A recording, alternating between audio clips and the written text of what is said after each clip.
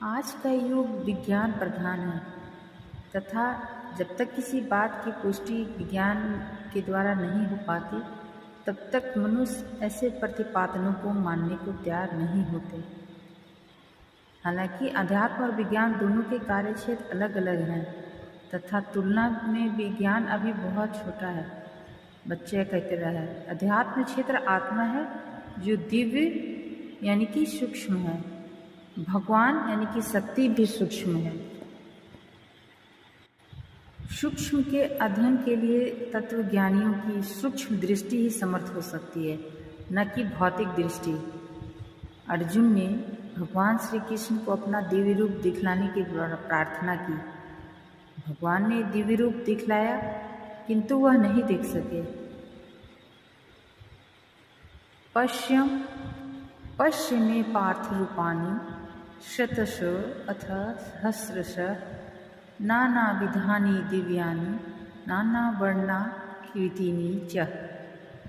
हे पार्थ, तू मेरे सैकड़ों हजारों अर्थात अनेक रूपों को देख जो कि नाना प्रकार के भेद वाले और दिव्य अर्थ देवलोक में होने वाले अलौकिक हैं तथा नाना प्रकार के वर्ण और आकृति वाले हैं, अर्थात जिनके नील पीत आदि नाना प्रकार के वर्ण और अनेक आकार वाले अवयव हैं, ऐसे रूपों को देख।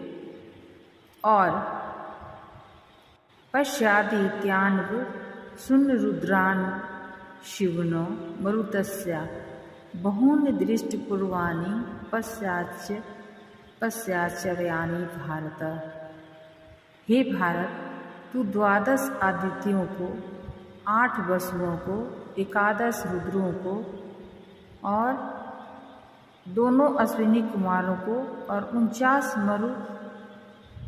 मरुदगणों को देख तथा और भी जिन्हें मृत्यु लोक यानी मनुष्य लोक में तूने अथवा किसी ने भी कभी नहीं देखा, ऐसे बहुत से आश्चर्यमय अद्भुत दृश्य देख।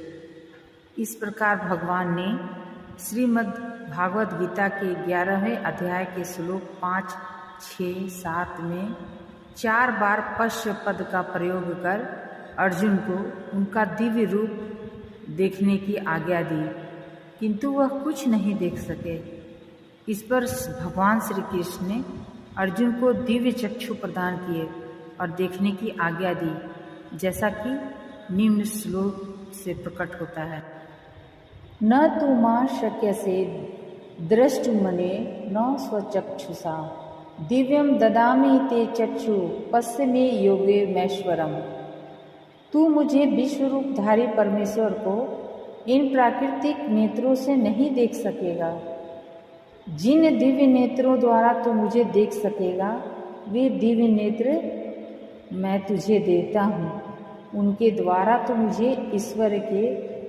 मुझ ईश्वर के ऐश्वर्य और योग को अर्थात अतिशय योग सामर्थ्य को देख सकेगा। वैज्ञानिक भी इस बात को स्वीकारने लगे हैं कि जड़ के अतिरिक्त चेतन शक्ति का पृथक अस्तित्व है जो भौतिक क्षेत्र से परे है।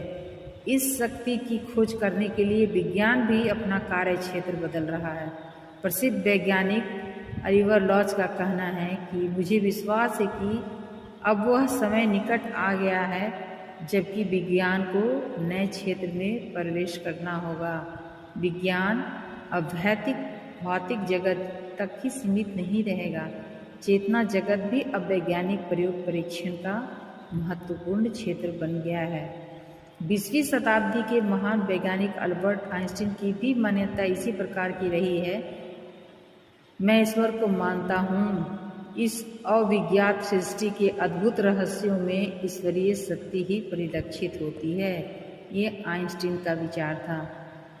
अब विज्ञान भी इस बात का समर्थन कर रहा है कि संपूर्ण सृष्टि का नियमन एक अदृश्य चेतन सत्ता कर रही है और एक ऐसी बुद्धि जो सुपर है, अचिंत्य, अगोचर है, उस महती बुद्धि को ही भगवान कहता हूँ। ये रसायन Shastri doctor thermal David parks भी अपने जीवन के अनुभवों को इसी प्रकार प्रतिपादित करते हुए कहा था, मेरे चारों ओर जितना भी दृश्य जगत है उसमें नियम और प्रयोजन देखता हूँ। मुझे यह मान्यता निराधार जान पड़ती है कि सभी पदार्थ एवं पदार्थों से युक्त यह सृष्टि अकस्मात मात्र परमाणुओं के संघात से बनी है। मैं तो सर्वत्र कण कण में बुद्धि व्यवस्था का साम्राज्य देखता हूँ, एक ऐसी बुद्धि जो सुपर है, अचिंत्य अगोचर है, उस महती को ही भगवान कहता हूँ। वैज्ञानिक मैकब्राइट ने भी अपना अध्ययन निष्कर्ष इसी प्रकार प्रस्तुत किया है कि परोक्ष जगत में एक ज्ञान युक्त एवं इच्छा युक्त सत्ता होने की पूरी संभावना है। विश्व की समस्त गतिविधियां इसी से संचालित हैं। ब्रह्मांडीय चेतना के शोधकर्ता प्रोफेसर फी ने कहा है कि एक नए चिंतन का प्रादुर्भाव हमारी शोध प्रक्रिया से है। मान्यता अब अधिक पुष्ट होती जा रही है कि अंतरिक्ष ऊर्जा एवं पदार्थ वस्तुतः एक ही तत्व हैं, उनका उद्गम किसी एक से हुआ है। प्रसिद्ध दार्शनिक फ्रांसिस बेकन ने तो यहाँ तक कह दिया है कि थोड़ी वैज्ञानिक बुद्धि तथा दार्शनिकता मनुष्य को नास्तिकता की ओर ले जाती है, किंतु गंभीर शोध बुद्धि एवं दार्शनिकता मनुष्य को आस्तिकता की ओर ले जाती है। अतएव सृष्टि की नियामक सत्ता के संदर्भ में इनकार करने से पूर्व गंभीरता से विचार करना चाहिए। विज्ञान ने परमाणु की जो खोज की है उससे भी कण कण में भगवान की मान्यता प्रतिपादित होती है। पदार्थ का छोटे से छोटा आंखों से दिखलाई देने वाला मात्र टुकड़ा असंख्य परमाणुओं का समुच्चय है। अब तक परमाणु के भी सूक्ष्म तत्व न्यूट्रॉन्स, प्रोटॉन्स एवं इलेक्ट्रॉन्स को भी खोज दिया गया है, जो परमाणु से भी सूक्ष्मतर होते हैं। परमाणु के नाभिक के विघटन से प्रचंड ऊर्जा उत्पन्न होती है। हिरोशिमा का परमाणु बम विस्फोट इसकी भयंकर विनाश शक्ति का उदाहरण हमारे सामने है।